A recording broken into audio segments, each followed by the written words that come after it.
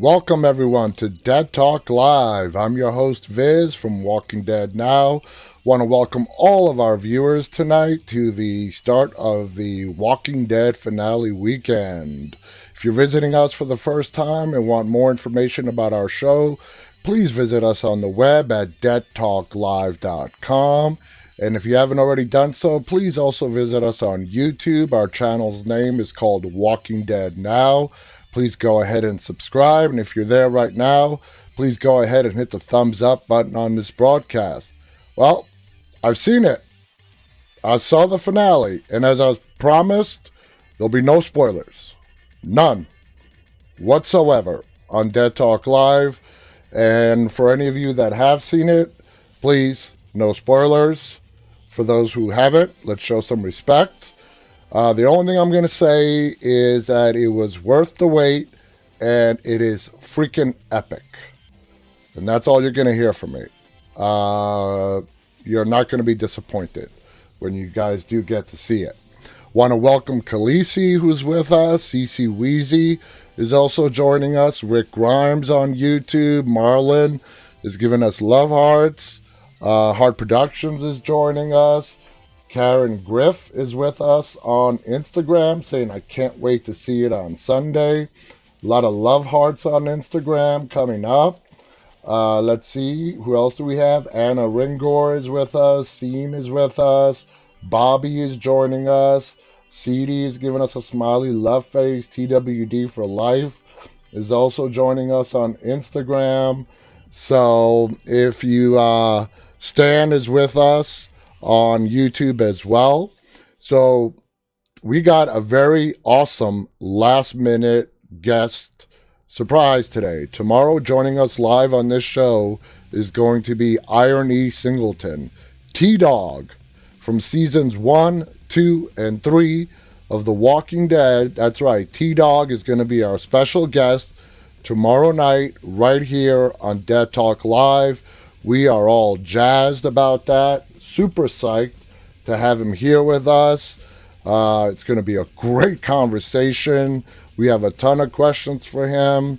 He also runs his own acting studio. There's going to be a lot of great information that's going to be passed on. So guys, tomorrow you do not want to miss the interview, the special guest that we're going to have on.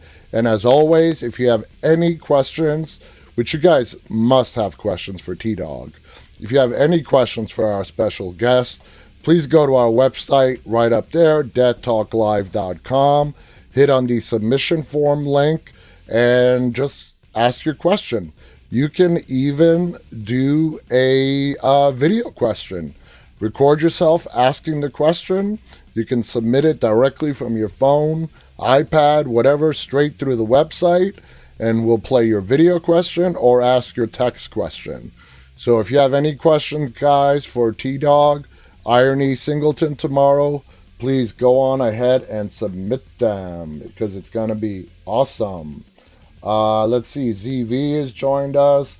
Huntington is giving us a big thumbs up. One Up is waving at us on Instagram. Miles is also with us. NBA is giving us a lot of love hearts. Love the floating love hearts on Instagram, guys. And it looks like my YouTube chats have frozen. So let me go ahead and bring up YouTube so I can see what's going on YouTube. It hasn't done that for a while, but I guess their YouTube is back to having issues again tonight. So let me just give me a moment here so I can see what the people on YouTube are saying. We're going to get a little feedback before I mute it. All right. What the people on YouTube are. There we go. All right, Jay Thunder is with us. Star Guitar Goddess is joining us on YouTube. Mariana is also with us saying hello with a love heart. Welcome, Mariana. Welcome to Summer, who's with us on YouTube as well. Yep, Giga has seen it on YouTube as well. No spoilers. Like I said, guys, let's respect the people who have not seen it yet. It's going to air Sunday at 9 p.m. In the United States, at least. I know in the UK, Ireland, and a lot of other countries, it's going to air Monday night By the time we do our show here Monday night, where we're going to break down the finale, because we are going to talk about the finale Monday night. By the time it's nighttime here, for those of you people over in Europe, the showing should have already passed. If you choose to watch us live or later on replay, and you chose to watch it when it airs, just giving you a heads up that come Monday, we're going to be breaking down the Walking Dead finale bit by bit and analyzing it, going over our predictions that we have been making over the last 6 months, seeing which predictions have come true, which did not come true, any surprises, and so on. So, that's what's going to happen on Monday. So, One Up is asking who shot the movie. Not sure what you're asking about, which movie there. Stenningull is with us on Instagram and is waving at us. Welcome, Stenningull. Star Guitar is also excited to watch it. It is worth the wait, absolutely. And World Beyond is also available on AMC Plus. I have not seen that yet. Because I had to prepare for tonight's show. I'm going to watch that tomorrow, and I'm very psyched to watch World Beyond, the series premiere. Super jazzed about that as well, and see what they're going to do about that. So I'm gonna see that tomorrow. Irony Singleton is going to be with us tomorrow. T-Dog, get your questions out. You have less than 24 hours. The last time we've had interviews, guys, while the interview is going on, if you want to ask a question, please do it in the chats. But if you really want your question to be asked, the best way is to go to the website before we start airing it live, because once it starts airing live, the website questions are not checked. So if you have a question, please beforehand go to the website and ask your question. It increases the chances of your question being asked. So there you guys have it. So let's move on to some news. How Lauren Cohen would feel about reuniting with Steven Yeun for Glenn Anthology show. Having left The Walking Dead in the midst of its 9th season back in 2018, Lauren Cohen is returning on a full-time basis for season 10 extension, and she'll likely be sticking around until the AMC drama closes out season 11 in 2022. That's obviously fantastic news for both Maggie and the character's fervent fan base, with viewers getting their first glimpse of her return during the long-delayed A Certain Doom, which was initially meant to close out the season back in April. But could Cohen also appear elsewhere in the franchise? I'm not talking about Lauren Cohen following Lenny James and Austin Emilio to join Fear the Walking Dead, but rather having Maggie take part in an episode or more of the impending anthology spin-off Tales of the Walking Dead, which will delve into untold stories from this undead universe, both involving familiar characters as well as new ones. Appearing on AMC's recent Walking Dead-verse preview special, Cohen said she would love to see episodes focusing on Alpha and Father Gabriel's respective backstories. But when I spoke with the actress this week about season's 10 pseudo-finale, I asked if she would be interested in the show showing some unseen moments from Maggie and Glenn's past prior to Negan's deadly arrival. Cohen truly seemed to be touched by the idea, saying, "Aw, of course, it's so funny. That's not even something I let myself think of when they asked that question for that special. Of course, gosh, would that even be too much to handle? I'm pretty sure fans would go absolutely bananas if Steven Yeun agreed to return to the role of Glenn for a flashback episode of Tales of the Walking Dead, especially if the point was to showcase previously unseen moments from his relationship with Maggie. Because, they had not met when the show started. They met, Glenn and Maggie met in season 2. We saw what they wanted us to see on the screen in regards to their relationship arc. They're talking about filming an anthology about any unseen moments that we have not seen from Glenn and Maggie. I don't think that is likely to happen. I think, in fact, it's been coming up in rumors so much that Glenn is probably going to be getting an anthology episode. So I'm really feel confident that we're going to see Glenn back, but I don't think Maggie is going to be in that episode. Now, we're also pretty certain that Maggie, because what she said on other interviews, she is going to be in at least one or more of these 6 extra episodes that we're going to get early next year. Probably going to get to see what she's been doing all these years that she's been missing with Georgie, and how she got to meet, potentially the Commonwealth, brought in reinforcements or whatever. So we got to wait and see about that. Glenn's brutal death in season 7 premiere, along with Abraham's, was a major breaking point for some viewers. So Yen and Cohen's TV reunion could hypothetically bring a bunch of fans back into the fold if it were ever to happen. After thinking on it for a second, Lauren Cohen did talk about one particular point in the Walking Dead timeline that she'd like to return to, and speculated that fans could possibly see it happen at some point. In her words, she says, "Yep, I was thinking about that scene we had, the sort of dream sequence of all of us around the picnic table. There were probably parts of that we never saw. We shot a lot of different stuff that day, and I know only a very tiny amount of it was in the episode. So I would even like to revisit some more of those memories. I don't see how we won't at some point." We have a very, very big season for people, and it would be unlikely that we would not explore that. But I'm not saying that because I know this. This is just literally Lauren dreaming, so don't say that anybody else told me this is happening, because it's not, as she laughed.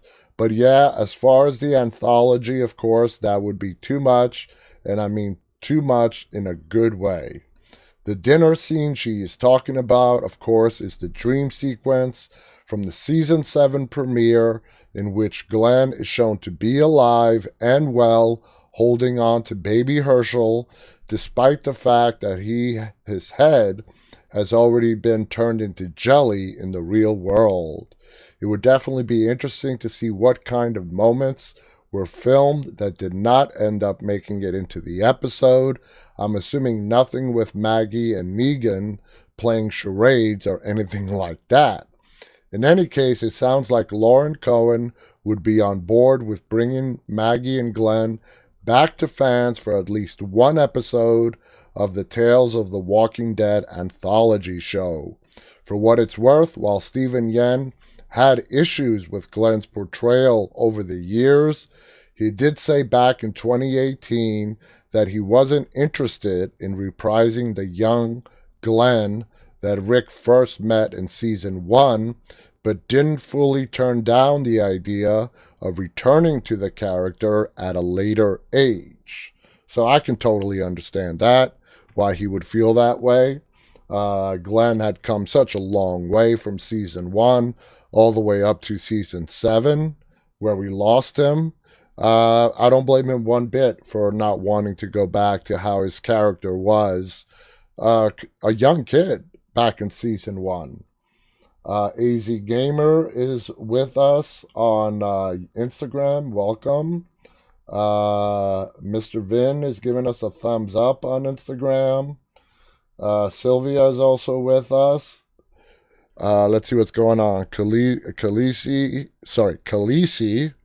says don't know when Amazon will add it. Uh, Star Guitar Goddess writes, hopefully they'll do a whole episode. And also writes, oh my God, the picnic table scene, so sad. If you guys remember, it was Rick, while laying on top of the RV after Negan took him for a ride. He was the one having that hallucination. Not a hallucination, it was a dream, a daydream of what he knew at that point would never happen. Negan shattered those dreams in an instant. So let's move on. The Walking Dead showrunner reminds Donnie fans that Daryl still hasn't given up hope that Connie is alive. Fans of The Walking Dead have seen neither head nor hair of Connie since February Squeeze, in which Carol appeared to blow to smithereens BFF Daryl's first real chance at a romance. While showrunner Angela Kang won't say whether it's smart of us to keep the faith that Lauren Ridloff's character somehow survived, she will allow that Norman Reedus' gruff but tender alter ego certainly hasn't written her off as dead. A part of him just has a hard time giving up on anybody.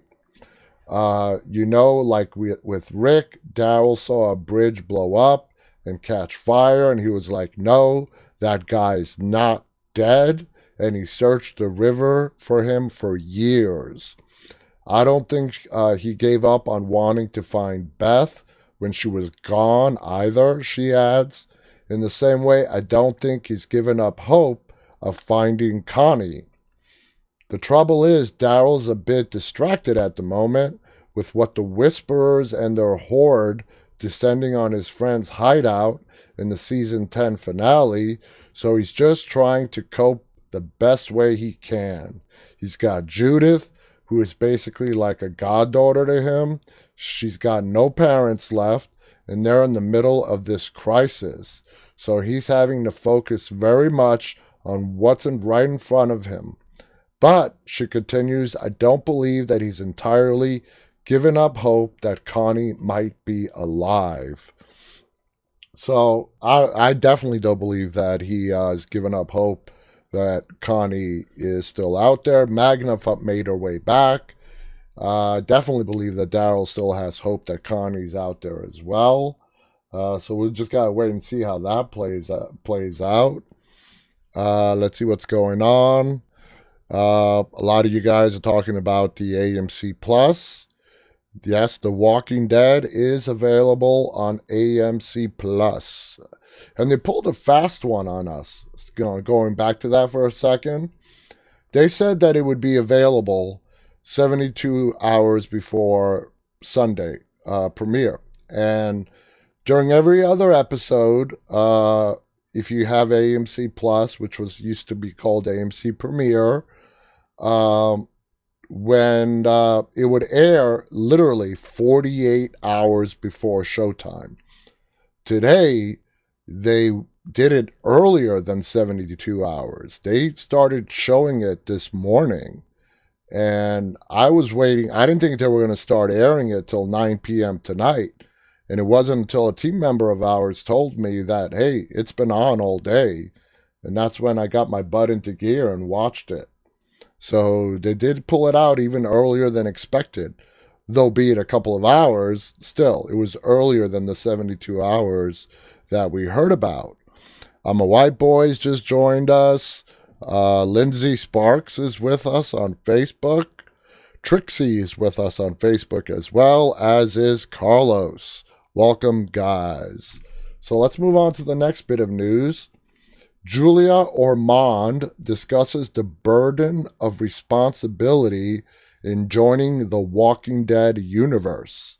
Julia Ormond is no stranger to large productions like Legends of the Fall or joining ongoing franchises like her roles on CSI New York and Law and Order, Criminal Intent, but she was given a little pause jumping into the role of Elizabeth Kublik on The Walking Dead World Beyond.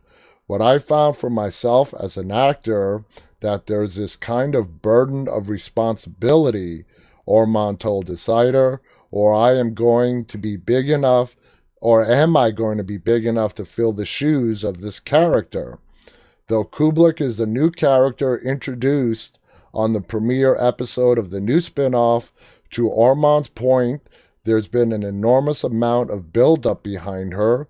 It started on The Walking Dead, which first teased a mysterious helicopter with a 3-ring symbol, one that eventually took away fan favorite Rick Grimes, played by Andrew Lincoln, to parts unknown. That organization then popped up again over several episodes of Fear the Walking Dead, where we learned they were a highly organized military force.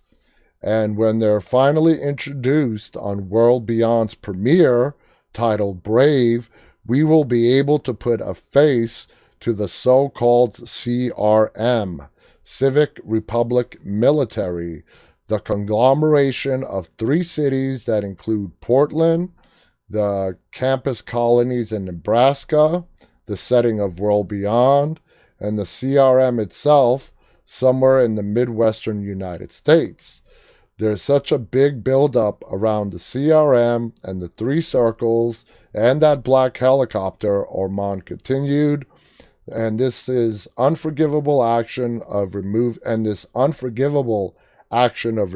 Rick Grimes, not just from family and taking him away in a helicopter in the series The Walking Dead, but also from the series. Not only is Michonne and all the people from The Walking Dead not ever going to forgive her, but the fans are struggling with it. You're stepping into a situation where there is a ton of bias against you. I wanted there to be a sense of ease around it as well, Ormond said. That part of her experience has delivered her level of, I know this is intimidating for you, but this is just my kind of everyday. As Empties, the show's name for zombies, they're called Empties by the CRM, that's interesting, are being taken out around them. It's not really something that's new to them. I guess a parallel would be if you're playing a royal figure, it's the people around you that give you the authority. You can't really play authority. It's played off the people around you. I think all television, the way that goes down, or that it has traditionally for me, is that you are quite often expected to respond to a given answer to something very promptly, Ormond says. The deals go down incredibly quickly. You're going, do I do this? Do I don't? All within the space of a week. You signed your life away, probably for something like 7 years, and it's mostly a one-sided deal. You could be booted out or you could be called back. I hope that it might resuscitate the audience, Ormond said. I know that there's a legitimate call in terms of this has gone on for a long time. Is there still more juice in it? Does this still actually have legs? I gotta tell you that from my perspective, I was drawn back to it. I want to see more. That's all you can go on as an actor is, did I watch this? Did I get engaged? Did I find it compelling? Yeah, and I still do.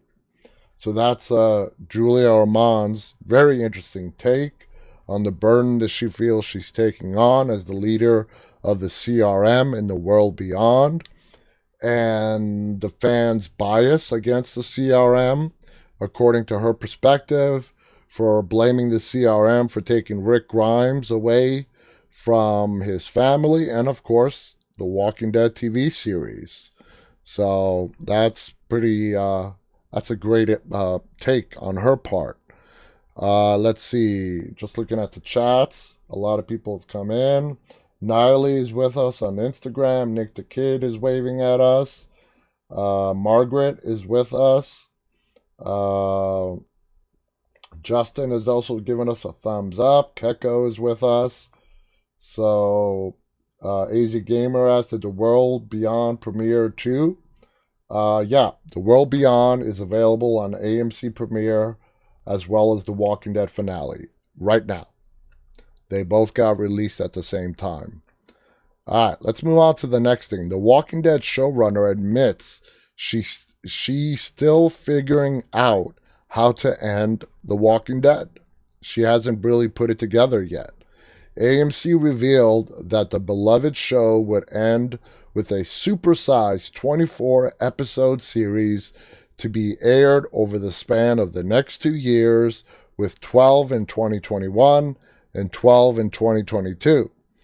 It isn't all doom and gloom, though, as the broadcaster confirmed that the saga will continue with Daryl and Carol and the Anthology and, of course, Fear and the movies. The second Tales of the Walking Dead is the Anthology series that I just mentioned. Sorry, I'm having... Shut up, Siri. All right. Kang promised to honor fans who had stuck with the show for the last decade, but admitted it was a difficult time for the creative team. It's a kind of bittersweet time, and I think for us, Lauren, who plays Maggie, and I come onto the show in the same year, Kang told Digital Spy. She also hinted that they had received very little notice about the decision from executive producer Robert Kirkman. This has been such a big part of all of our lives, and the news is relatively new to us as well. So we're all just kind of figuring it out, she went on. We're only just starting that journey and just trying to focus on the fact that we've got 2 years of storytelling ahead of us. She continued, how can we do it well? Hopefully, how can we bring things to a satisfying conclusion and respect the material that Robert Kirkman created? Even though obviously we do a lot of our own original stuff as well, all of that's pretty early in our conversations. This isn't the first time AMC has had a bombshell dropped on them with minimal notice. When Kirkman brought his comics to an end last year, Kang confessed she hadn't been given the heads up before the announcement. Her latest comments come after The Walking Dead World Beyond boss promised answers about where Rick Grimes was taken after his mysterious helicopter rescue. And that's kind of shocking to me. Angela Kang, she is the main, showrunner for The Walking Dead. The original Walking Dead. Scott Gimple is the head boss of everything. But Angela Kang is the showrunner for the Walking Dead TV show, the original.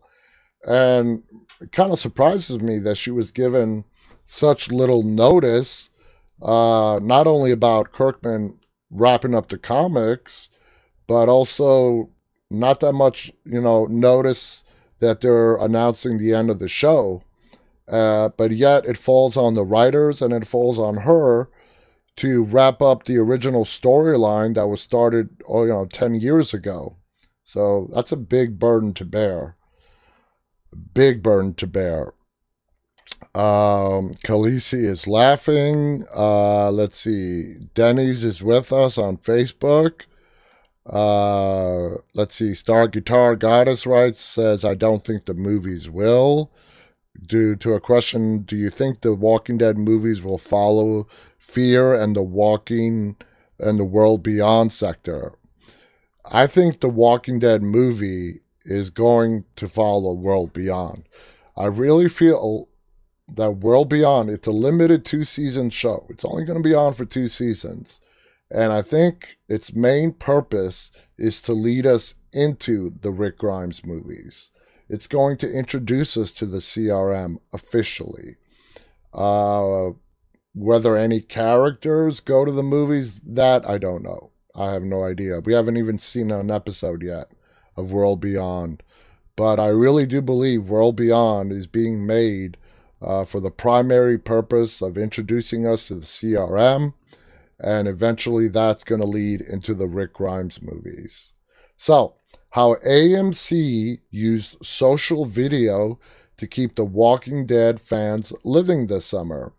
COVID turned the entertainment world upside down almost overnight in March, leading not only to the suspension of live sports and other events, The Walking Dead suffered its season 10 finale, which was originally slated to air April 12th, was delayed until October. So how did AMC keep the Walking Dead fans engaged and excited as they awaited fresh episodes for almost 6 months? Instead of going silent or recycling old content, the network harnessed social video to share teasers, virtual hangouts, and trailers for the upcoming spin-off series, The Walking Dead World Beyond.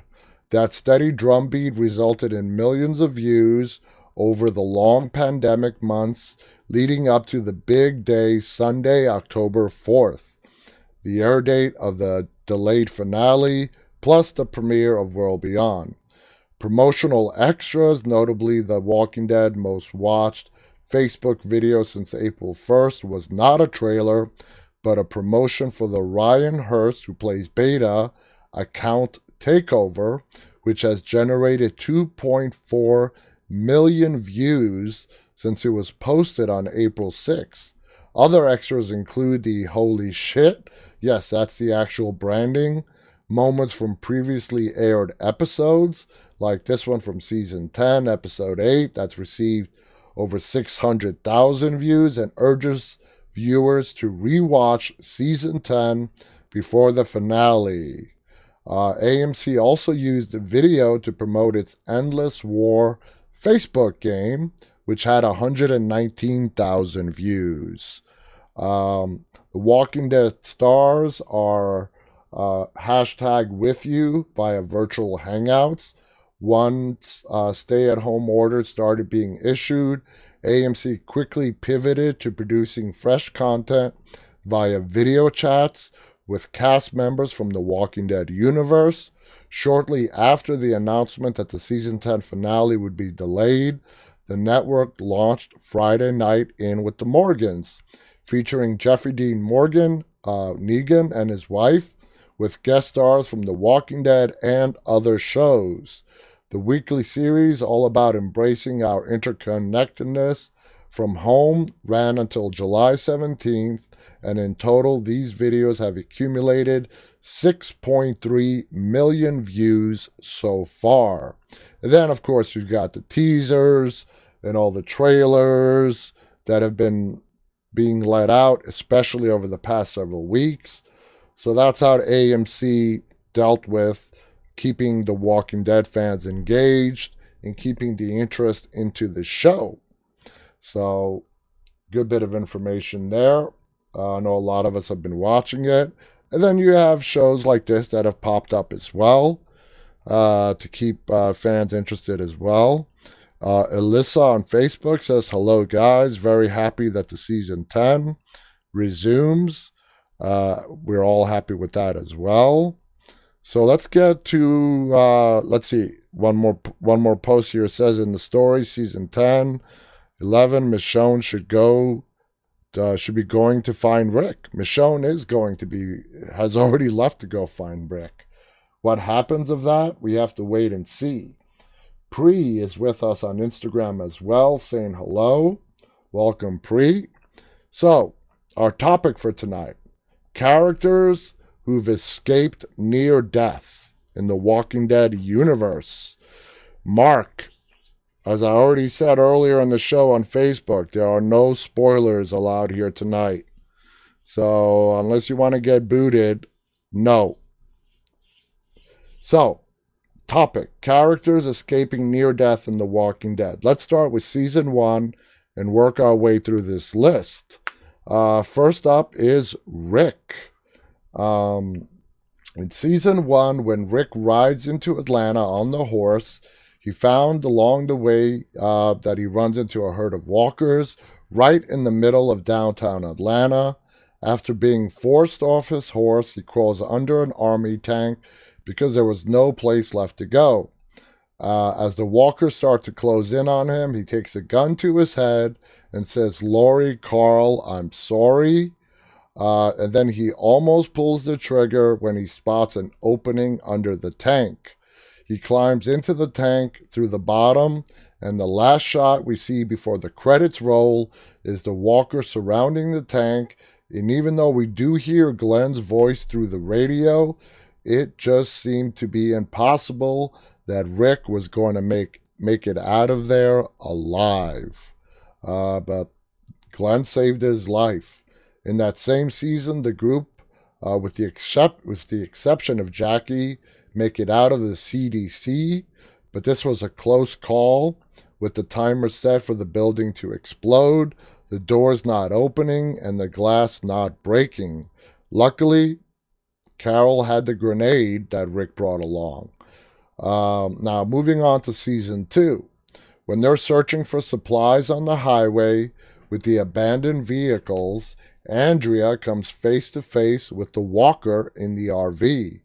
She has a hard time putting down the walker, and the only thing she had to kill it with was a screwdriver that Dale had dropped down from the sunroof to her. I don't know if you guys remember that scene. This was before Andrea knew how to put down walkers. And, you could say whatever you want about Andrea.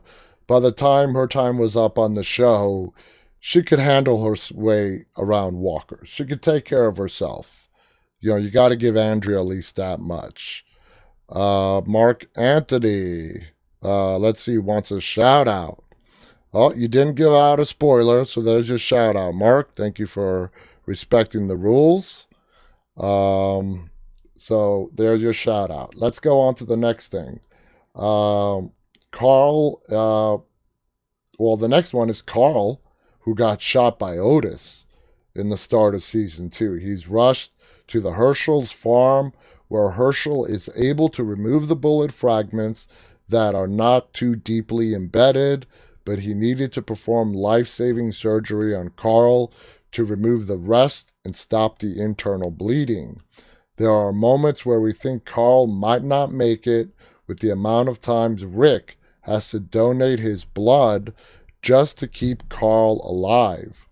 Things got complicated, and it became a race of time when they needed the medical supplies which Shane and Otis did set out to get, which resulted in Shane murdering Otis.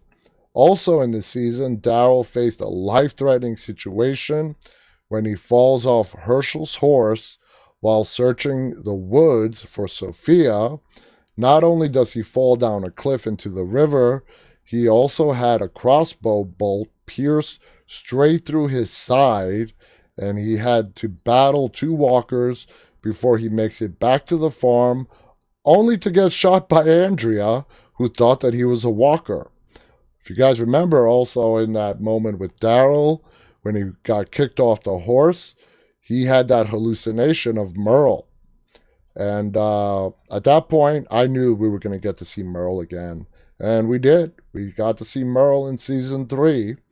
And speaking of season 3, we had a close call when Herschel was bitten on the leg by the walker in the prison. You guys remember that scene? As they're going in the prison and the walker seems dead. It seems like a dead walker on the ground. But apparently walkers sleep, or at least hibernate, because this one was taking a nap. And as soon as Herschel went to step over him, the walker wakes up and takes a big chunk out of his leg.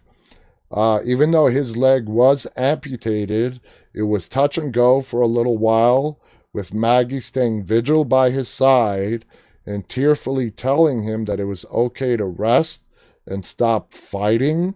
They were also keeping vigil in case he died in the middle of the night, and he turned.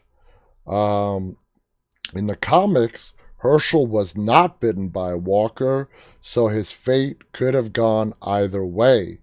Also in season 3, we had a number of characters whose lives were hanging in the balance when we all remember that flu pandemic broke out in the prison.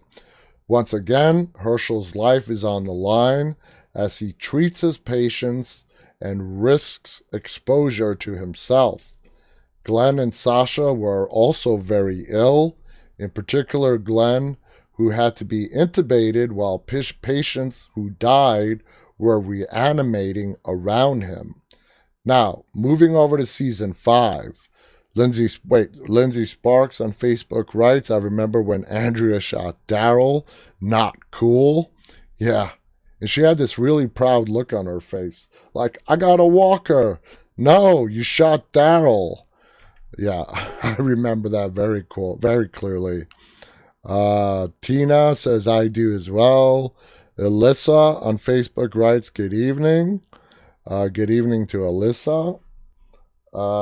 Standing Goal on Instagram writes, just seen the first 4 episodes of season 3. AZ Gamer writes, laughing out loud, Walker's as Sleeping Beauty. Yeah, I just can't explain that one. I mean, was the Walker taking a nap? He seemed dead. He was resting? I don't know. Never really got an explanation for that one. Anyway, let's move to season 5 in Terminus. We had a number of major characters lined up on the trough, waiting to have their turns, to have their heads bashed in and throats slit by the Terminus people and Gareth. If you all remember that Glenn was the next one, and his death was delayed due to a number of distractions. Also in this season, Glenn has yet another close call when he is on the supply run with the group from Alexandria. When they are fleeing the walkers, he is stuck in the revolving door with Nicholas and Noah. I don't think anyone needs any reminding of that scene. We all know what happened to Noah, but this is also a close shave for Glenn as well. It could have very easily been Glenn instead of Noah. Noah suffered a very horrific death in that episode because Nicholas freaked out and he saved his own ass. So, but Michael Traynor, who played Nicholas and was a guest on our show, explained it differently. And, he had a great line about it. He said, hashtag Glenn let go, meaning that Glenn let go of Noah, and that's why Noah died. We're also noticing a pattern here. Glenn is probably the winning candidate for having the most close encounters with death on the series prior to his actual death. Remember in season 2, he got the nickname Walker Bait by Maggie. So he was always the one being sent on the chores and the tasks that nobody else wanted to do. He didn't really complain. He did it. He did it. In season 6, poor Glenn once again finds himself surrounded by walkers after Nicholas shoots himself in the head. They both fall to the ground, and the very tricky way they shot that camera angle, it looked like it was Glenn who was being torn apart. And man, do I remember that episode when it aired live. I remember that like if it was yesterday. The debate that went on social media after that episode, people were analyzing that scene frame by frame. Some people were saying, yeah, it was Glenn. Other people saying because of this angle and that angle, it's impossible for it to be Glenn. It wasn't Glenn. It was Noah who shot himself. They fell. Nicholas fell on top of Glenn.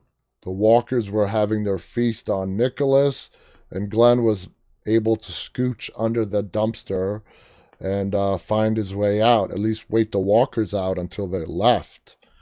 Lindsay Sparks on Facebook writes, I remember that episode. Noah's death is so sad, and the way he died was horrible.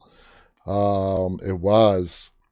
Benjamin on Facebook writes, 3 more days. Yep, 3 more days, guys, until the Walking Dead finale on AMC. So let's move on. We don't get to find out Glenn's fate in that dumpster incident till a few episodes later. That is after Daryl blows up the Saviors with his RPG. And on their way back home, just before the credits rolled, we hear somebody on the radio saying, help, I believe, is what Glenn said. And that's when we all breathed a big sigh of relief and said, yay, Glenn is still alive. Carl also has had his clothes shaved when he is shot in the eye by Jesse's son, Ron, who was aiming to kill Rick, but his bullet went astray and got into Carl's eye. And of course, Ron, that all happened because Michonne stabbed Ron. So, I don't know if Summer is watching tonight, but that leads me to a great point. Michonne stabbing Ron led to Carl getting shot in the eye. So, I love Michonne, but, I don't know if Summer is watching tonight. Summer is our big Rishon fan. But, instead of stabbing the kid in the back, maybe chop off his hands that are holding the gun, immobilize him, maybe let the walkers have at him, but stabbing him straight through the back, he fires his gun. Of course he's going to fire his gun. And it ends up getting Carl in the face. So anyway, also in this season, when Carol decides to go on her own, she is stopped by a group of saviors in the middle of the road. This is just another one of Carol's badass moments. Although Carol manages to kill all but one savior, it's the one who got away that hunts her down.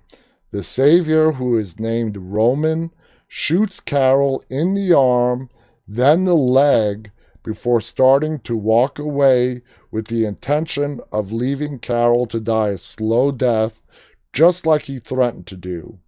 Carol provokes him to finish the job, saying, quote, "The world doesn't decide, you decide. You don't get to walk away and get what you want."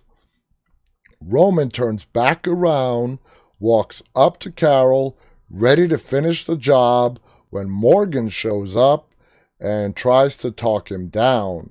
It's not until Roman is about to pull the trigger that Morgan realizes he has no choice but to kill him in order to save Carol and himself. In season 7, Negan gets lucky when Rosita has a clear shot at him, but that one and only bullet that Eugene made hits Lucille. I mean, what are the odds of that happening? And if you guys look back on that scene and watch it again, if that bat was not in the way, it would have gotten Negan square between the eyes. Rosita's a good shot. It was just as Lucille saved Negan's life. In season 8, during All Out War, Negan has another brush with death when Rick slits his throat with a piece of glass before giving Sadiq the order to save his life, much to Maggie's dismay. Now let's move on to season 9. We have Rick in another precarious situation where he is once again forced off his horse, just like in season 1, except this time he falls onto rebar. He gets impaled. Damn. He gets impaled by rebar, and the walkers were closing in all around him. But Rick being Rick, with a big piece of metal sticking out of his gut, he does manage to get his way out of it.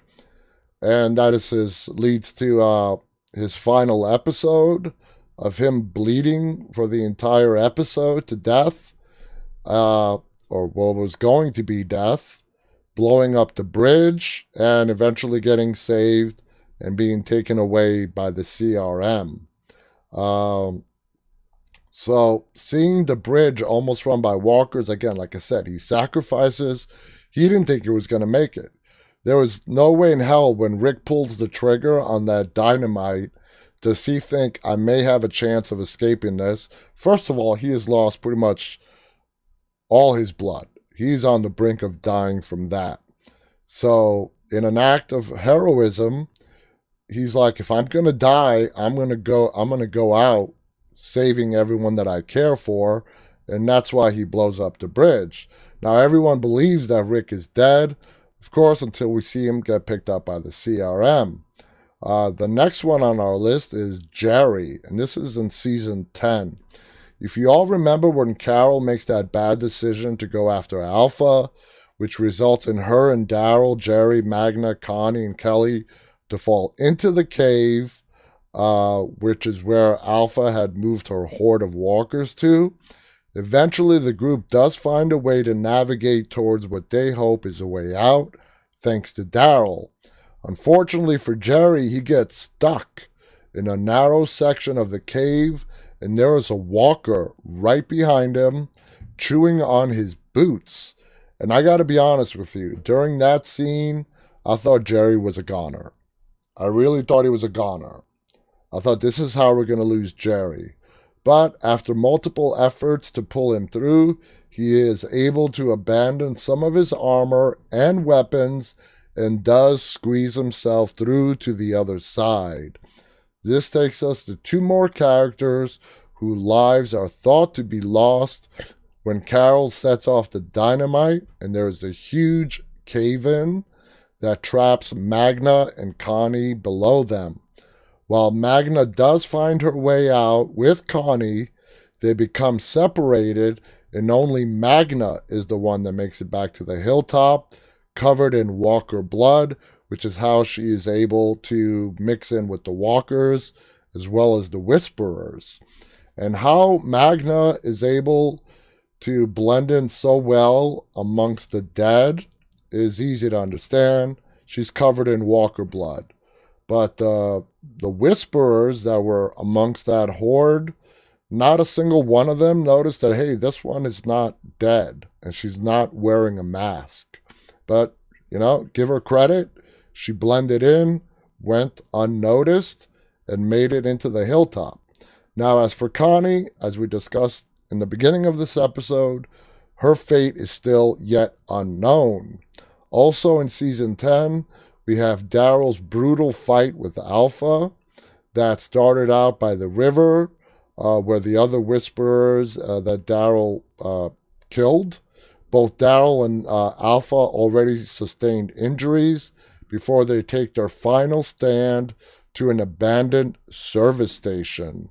A weakened Alpha draws walkers to the service station by banging her sawed-off shotgun up against the wall, basically calling the walkers in to come finish Daryl off.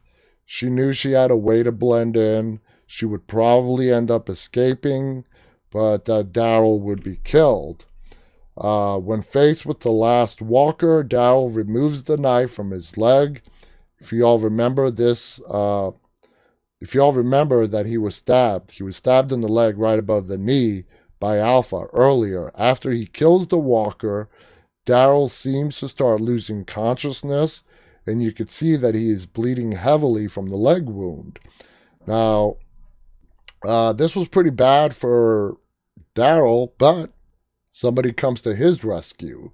And if you all remember, it was Lydia.